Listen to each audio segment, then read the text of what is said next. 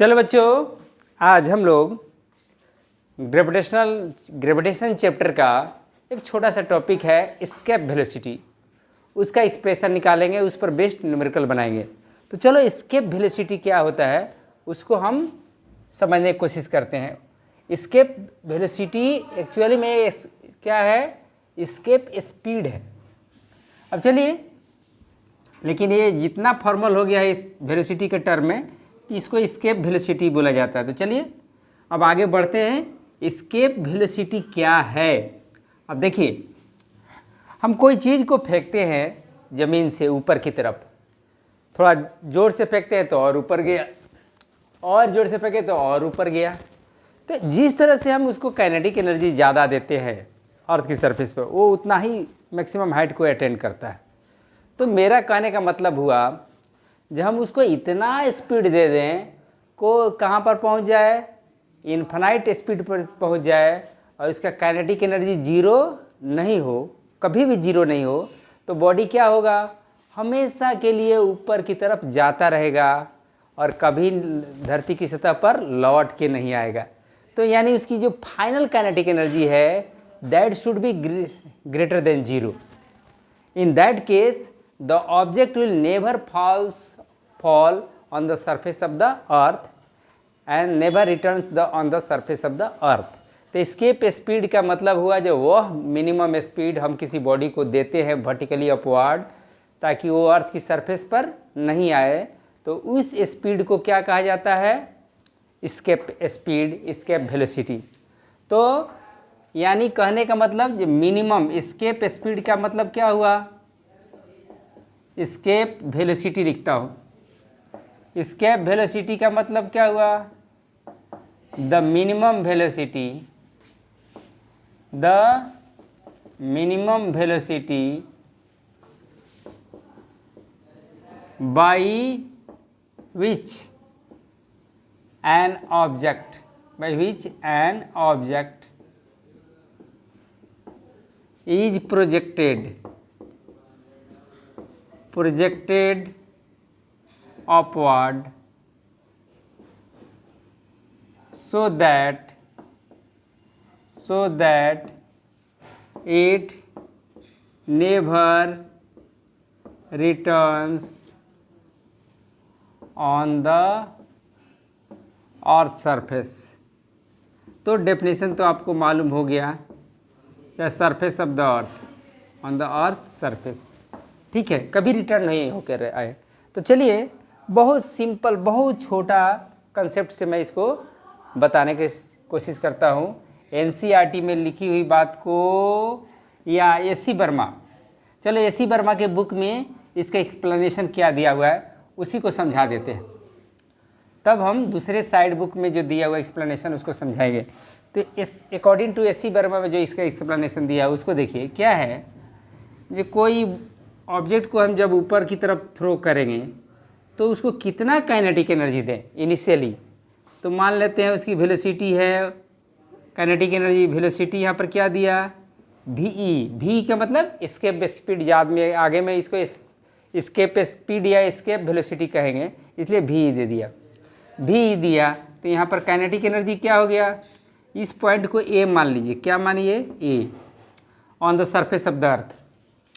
तो at point A का मतलब on the earth surface, earth surface क्या है, काइनेटिक एनर्जी क्या है, हाफ mv² और ग्रेविटेशनल पोटेंशियल एनर्जी क्या है, ग्रेविटेशनल पोटेंशियल एनर्जी का फार्मूला होता है g mass of the planet, mass of the object, minus में, नेगेटिव में, और कितना सेंटर से आगे है, ऊपर है, तो r है, तो r हो गया।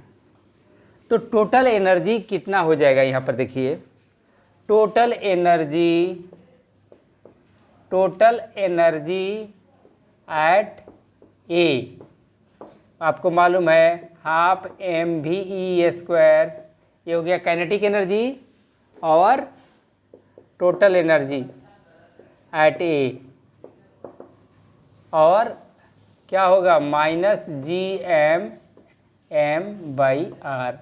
जहाँ पर m क्या है, मास ऑफ द अर्थ है कैपिटल, स्मॉल m क्या है, मास ऑफ द ऑब्जेक्ट। ठीक है, r क्या है, रेडियस ऑफ द अर्थ। तो लिख दीजिए m क्या है, मास ऑफ द अर्थ, और स्मॉल m क्या है, मास of the object, mass of the object. r क्या है, रेडियस ऑफ द अर्थ। ये सिंबल का मीनिंग जानना जरूरी है। अब क्या है ना, अब आगे बढ़ते हैं।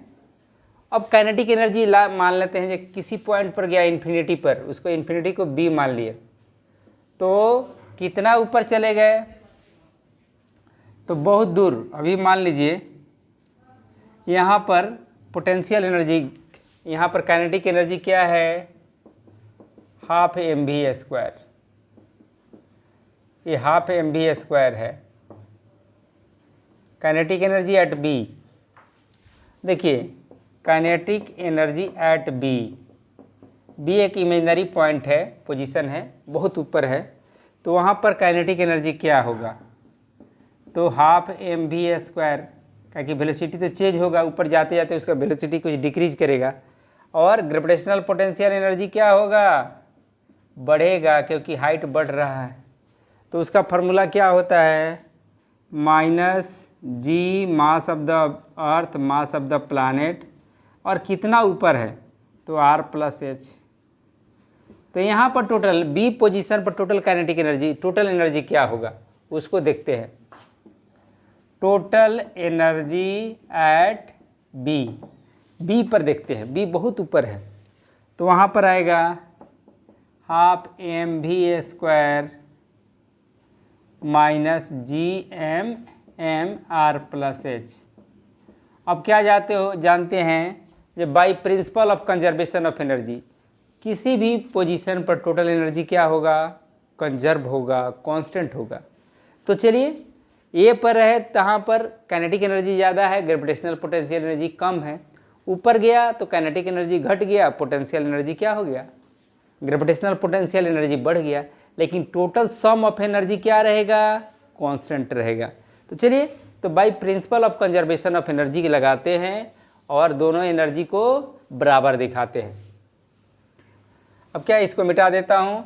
Bye principle of conservation of energy क्या होगा, total energy at A equal to total energy at B.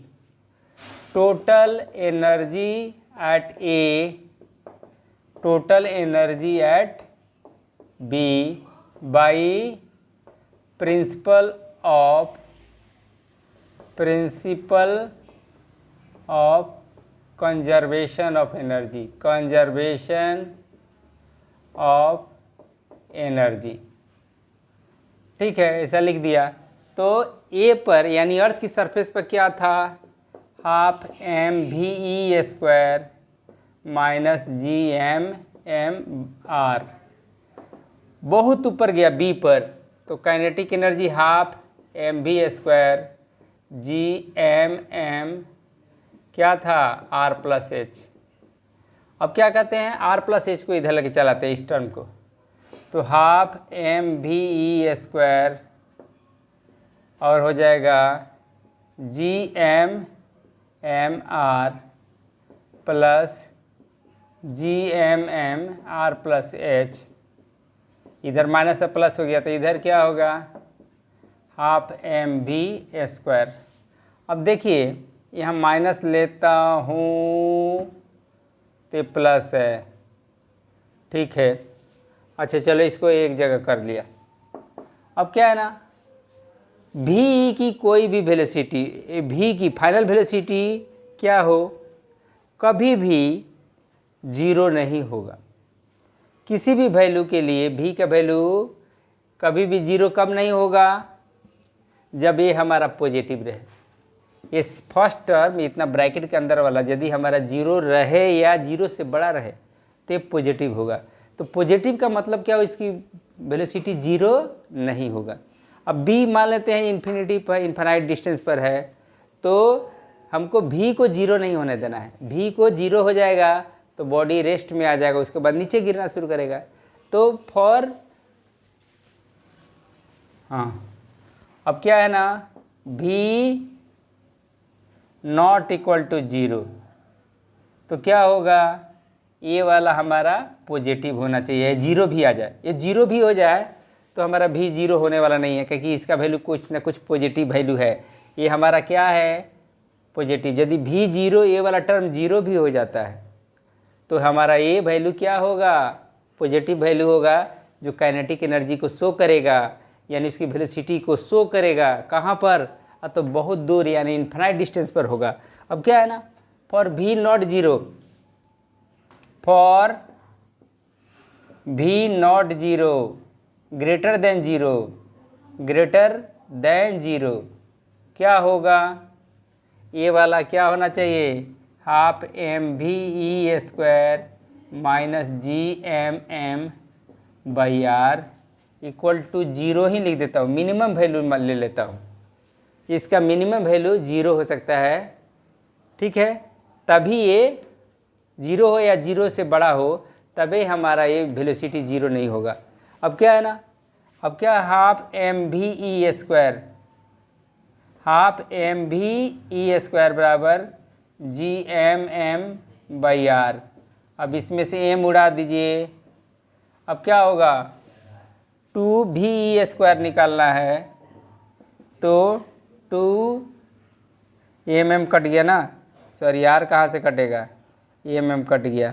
अब क्या होगा ना, two G M by R रहेगा।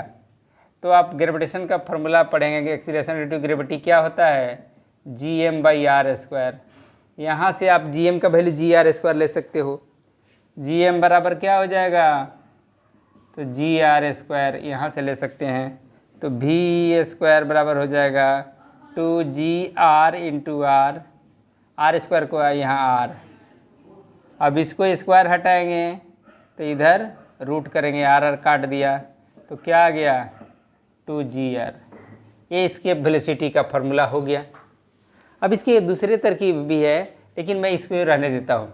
ये इसका वैल्यू जब जीरो हो या जीरो से बड़ा हो तो ये हमारा जी वेलोसिटी, काइनेटिक वेलोसिटी जीरो नहीं होगा। इसका मतलब ये भी जीरो, ऊपर जाने वाला बॉडी का वेलोसिटी जीरो नहीं है, यानी ऊपर कंटिन्यूअसली वो बॉडी क्या हो रहा है, ऊपर की तरफ मूव कर रहा है, यानी it will be never return to the surface of the earth. वो धरती की सतह पर कभी रिटर्न होकर आने वाला नहीं है, यानी वो नहीं आएगा। यानी जिस वेलोसिटी से हमने फेंका है वो वेलोसिटी क्या हो गया, एस्केप वेलोसिटी हो गया। तो बात समझ में आ गई होगी आपको। अब चलिए, अब एक छोटा सा इसका वैल्यू क्या होगा on the surface of the अर्थ। अभी जिस फैक्टर पर डिपेंड करता है, उसके फैक्टर का यदि वैल्यू आप जानते हो तो उसका एक्चुअल वैल्यू भी आप निकाल सकते हैं। लेकिन हम अर्थ की सरफेस पर क्या है ना, भी ई बराबर क्या हो गया, टू जी आर। तो एक्सीलरेशन ड्यू टू ग्रेविटी का वैल्यू क्या होता है, 9.8। रेडियस ऑफ द अर्थ कितना होता है, 6.4 10⁻⁶ मीटर। तो मैं क्या करता हूँ, डेसिमल को तो पहले गायब करता हूँ, इसको मल्टीप्लाई किया तो 196, इसको 64, यहाँ 100 आ गया, यानी 10⁻2 10⁻6। तो क्या हो गया, इसका 196 का क्या होता है 14, 64 का 8, ये 10⁻4 हो गया, 10⁻4 का 10⁻2। अब हो गया ये मीटर पर सेकेंड। यदि इसको किलोमीटर में बदलना चाहते हो तो 1000 से डिवाइड कर दीजिए, 14 गुना 8 गुना 10⁻2 10⁻3, तो ये हो जाएगा किलोमीटर पर सेकेंड। यानी ये पावर कट गया, ये पावर कट गया, 10 बचा, 14 8 1200, इतना हो जाएगा, 10 से डिवाइड करेंगे, इतना किलोमीटर पर सेकेंड। तो ये आपका अर्थ की सरफेस पर इसका वैल्यू क्या होगा आप निकाल चुके। अब क्या है ना, अब इससे मैं समझता हूँ जो आपको ये बताया हुआ छोटा सा term escape speed, escape velocity आपको समझ में आ गया होगा। तो चलिए अब नेक्स्ट वीडियो में हम दूसरे टॉपिक्स को पढ़ेंगे। ग्रेविटेशन चैप्टर का। तो मैं समझता हूँ आपको समझ में ज़रूर आ गया होगा। तो चलो हमारे चैनल को लाइक कीजिए, सब्सक्राइब कीजिए और इसको 1-2 बार देखकर सिंपली इसको समझने की कोशिश कीजिए ताकि आप एग्ज़ाम में अच्छे से लिख दीजिए। Thank you.